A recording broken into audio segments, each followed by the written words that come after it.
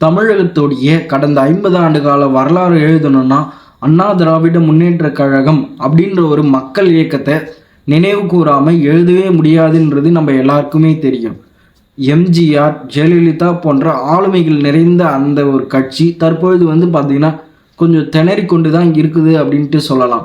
எம்ஜிஆர் தன்னுடைய தொண்டர்கள் மூலமாகவும் தன்னுடைய ரசிகர் மூலயமாகவும் பார்த்தீங்கன்னா தமிழகத்தை ஒரு ஈடு இணையற்ற சக்தியாக அவர் ஆட்சியும் செஞ்சுருந்தார். ஒரு கவர்ந்து மக்களை வச்சுட்டு இருந்தார்.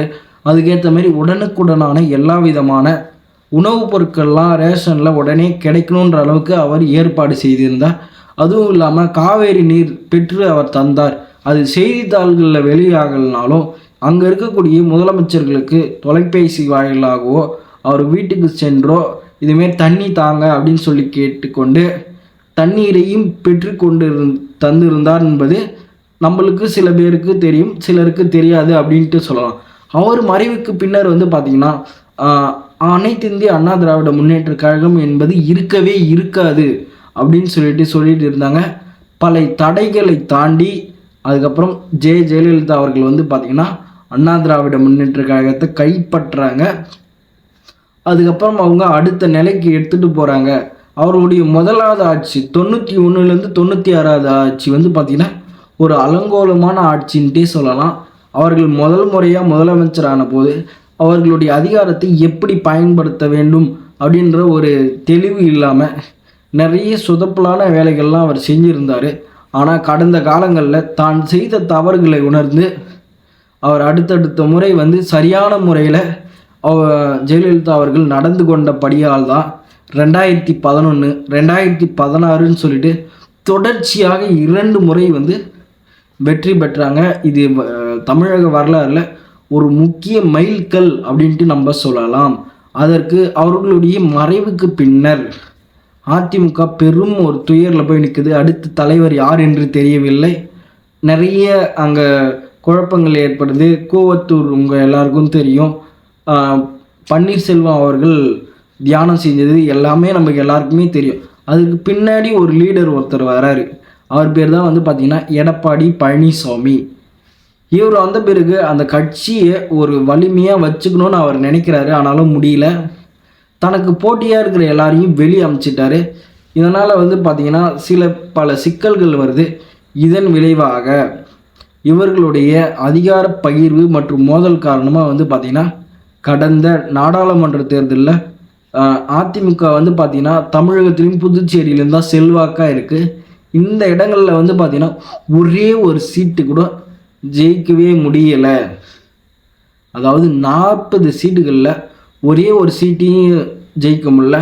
அதிக ஆண்டுகள் தமிழகத்தை ஆண்ட கட்சியில் அதிமுகவுக்கு ஒரு முக்கிய இடம் இருக்குதுன்னு சொல்லிட்டு நம்ம எல்லாருக்குமே தெரியும். இருந்தாலும் அதனால் ஏன் ஜெயிக்க முடியல? அது காரணம் தான் என்ன? நம்ம என்ன நினைப்போம்?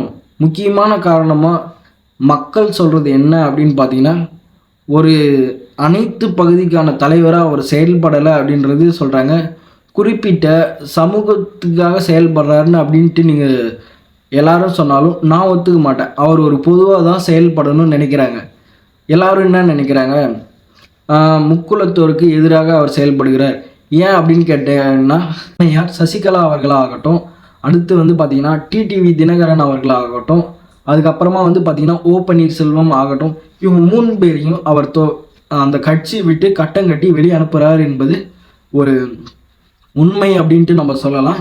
ஏன் அப்படின்னு பார்த்தீங்கன்னா அவருக்கு யார் சேலஞ்சஸாக இருக்காங்களோ, இதே வேறு ஒரு சமூகத்தால் அவர் முதலமைச்சர் பதவிக்கு சேலஞ்சஸாக இருக்கிறாங்களோ அவங்களையும் அவர் வெளியே அமைச்சிருப்பாருன்றதுல உங்களுக்கு எதனா ஒரு மாற்று கருத்தாக இருக்கா? இல்லை வேறு ஒரு கம்யூனிட்டியை சார்ந்தவங்க இதுமாரி அவருக்கு எதிராக பார்த்திங்கன்னா முதலமைச்சர் ஆகணும், கட்சியே எழுந்து தான் அப்படின்னு சொல்லிட்டு யாருன்னா சொன்னால் அவரை விட்டு வைப்பாரா? நீங்கள் இந்த சமூகம் அதனால் நாங்கள் விட்டுறதுனால யாராக இருந்தாலும் அவருடைய பதவிக்கு ஆபத்துன்னு வரும்போது அவர் கண்டிப்பாக அவர்களை அந்த கட்சியிலேருந்து தூக்குதான் நினைப்பார். அவர்கள் என்னது சாதியை நோக்கம் கிடையாது.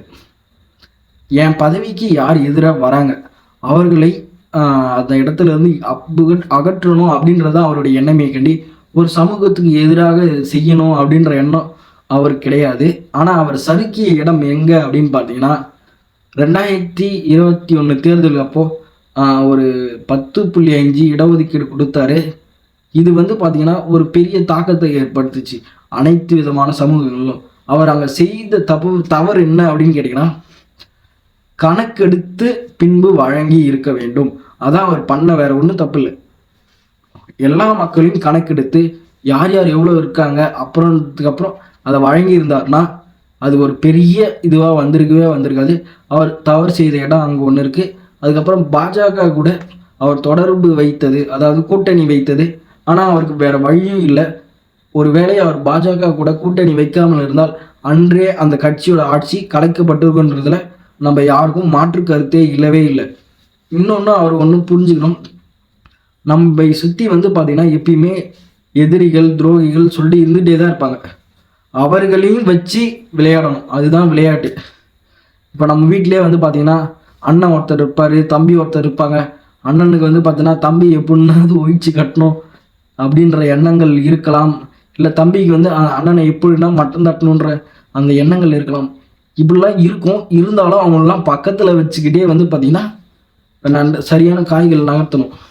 எப்படின்னு கேட்டிங்கன்னா, முன்பு நான் சொல்லியிருந்தேன் அந்த 3 பேர் கட்சியிலேருந்து வெளியெடுத்தார் இல்லையா, அவங்க 3 பேரையும் கட்சியில் தற்பொழுது வச்சிருந்து ஒரு விளையாட்டை விளையாடணும்.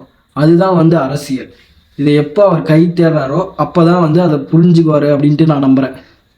அவங்க 3 பேரையும் வச்சுக்கிட்டு விளையாடணும் அரசியல். அப்போ தான் வந்து அது சரியாகவும் இருக்கும். அதுவும் இல்லாமல் இழந்த செல்வாக்கு தென்னகத்திலையும் மீட்க முடியும். அதே நேரத்தில் எடப்பாடி பழனிசாமி அவர்கள் வந்து பார்த்திங்கன்னா ஒரு யங் லீடர் கிடையாது. ஏன்னு பார்த்தீங்கன்னா அவருக்கு கிட்டத்தட்ட 70 வயசுக்கு மேலே ஆச்சு. ஏன்னா எம்ஜிஆர் போலவோ ஜெயலலிதா அவர்கள் போலவோ அவர் ஒன்றும் கவர்ச்சியான தலைவர் இல்லை. அவர் வந்தாலே வந்து பார்த்திங்கன்னா லட்சக்கணக்கானவர்கள் வந்து செல்வாங்க அப்படின்றது வந்து எந்த ஒரு கட்டாயமும் கிடையாது. மற்ற மாநிலங்கள்லாம் பார்த்திங்கன்னா நடைப்பயணம் சுற்றுப்பயணம் அப்படின்றதெல்லாம் மேற்கொள்கிறாங்க. ஆனால் இவரால் மேற்கொள்ளவும் முடியாது. ஏன்னு கேட்டிங்கன்னா இவருக்கு ஏற்கனவே மூட்டு வலி இருக்குது, இதுக்காக சிகிச்சைலாம் பெற்றிருக்காங்கன்னு சொல்லிட்டு செய்திகளே வெளியே வந்திருக்கு. இருந்தாலும் தொகுதி வாரியாக கூட்டங்கள் போடணும். இப்போ 236 தொகுதிகள் இருக்குன்னா 236 தொகுதிகளையும் வந்து பார்த்திங்கன்னா கூட்டங்கள் போடணும். அப்போ தான் வந்து கட்சி இருக்குது அப்படின்னு சொல்லிட்டு எல்லாருக்கும் தெரியும். அது மட்டும் இல்லாமல் கடந்த இவர் ஆட்சியில் இருக்கும்போது இந்த 2017 to 2021 இவர் முதலமைச்சராக இருந்தபோது அப்போதைய எதிர்கட்சி தலைவர் தற்போதைய முதல்வர் ஸ்டாலின் அவர்கள் வந்து பார்த்தீங்கன்னா டெய்லி வந்து ஒரு ப்ரெஸ் மீட் கொடுத்துட்டு இருப்பார். ப்ரெஸ் மீட் கொடுக்கறத விட ஒரு ஊழல் பட்டியல், அந்த ஊழல் அறிக்கை இதெல்லாம் வந்து கொடுத்துக்கிட்டே இருப்பார். ஆனால் துரதிர்ஷ்டவசமாக எடப்பாடி பழனிசாமி அவர்கள் வந்து இந்த ஆட்சி சரியில்லை, இது சரியில்லை அது சரியில்லை தான் சொன்னார். எதில் ஊழல் எப்படி ஊழல்ன்றது சொல்லவே மாட்டேங்கிறாரு. ஏன்னா இவர் மீது எதனா ஒரு வழக்கு வருமோ அப்படின்ட்டு பயப்படுறாரோ அப்படின்னு சொல்லிட்டு எல்லாரும் சந்தேகமும் படுறாங்க. இன்னும் இவர் இறங்கி இது பண்ணவில்லை. எப்படி சொல்லலாம் அப்படின்னு கேட்டிங்கன்னா, முன்பு ஜெயலலிதா அம்மா அவங்க என்ன பண்ணுவாங்கன்னு கேட்டிங்கன்னா, தேர்தல் வரும் கடைசி ஆண்டு அந்த ஆண்டு மட்டும் பார்த்திங்கன்னா பரவலாக எல்லா மாவட்டத்திலையும் வந்து பொதுக்கூட்டங்கள் போட்டே வந்து அவர் அந்த வேலைகளை செய்வாங்க. ஏன்னா அவங்க வந்து பார்த்திங்கன்னா ஒரு பெரிய லீடர், கவர்ச்சி மிக்க லீடர் எம்ஜிஆர் போலவே. ஆனால் எடப்பாடி அவர்கள் வந்து பார்த்திங்கன்னா அது போல் ஒரு கவர்ச்சி மிகுந்த லீடர் இல்லைன்றது எல்லாருக்குமே தெரியும். எம்ஜிஆர் அளவுக்குலாம் வர முடியாதுன்றது எல்லாருக்கும் தெரியும். இப்போ இருக்கிற எந்த லீடருக்கும் வந்து பார்த்திங்கன்னா காசு கொடுத்தா தான் கூட்டம் வருது. அவர் இபிஎஸ்ஸாக இருக்கட்டும், எம்கேஎஸ்ஸாக இருக்கட்டும், எல்லாருக்கும் வந்து பார்த்திங்கன்னா காசு கொடுத்தா தான் வரும். ஆனால் நம்ம வந்து என்கேஜிங்காகவே இருக்கணும். எப்போ பார்த்தாலும் ஒரு அறிக்கை வர்றது, ட்வீட் பண்ணுறது இதாலே இருக்கக்கூடாது. பத்திரிகையாளர்களை வாரம் சந்திக்கணும். அதுவும் இல்லாமல் நிறைய கேள்விக்கு பதில் சொல்லணும். அதுக்கு மாற்று உண்டான என்ன சிந்தனை இருக்குன்னு சொல்லிட்டு இதெல்லாம் சொல்லணும்.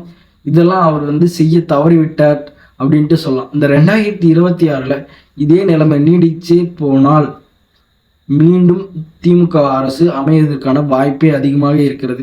விழித்து கொண்டு வேறு எதனா நியூ ஸ்ட்ராட்டஜி செய்யலாம், கண்டிப்பாக மீண்டும் டிஎம்கே ஆட்சிக்கு வரும்.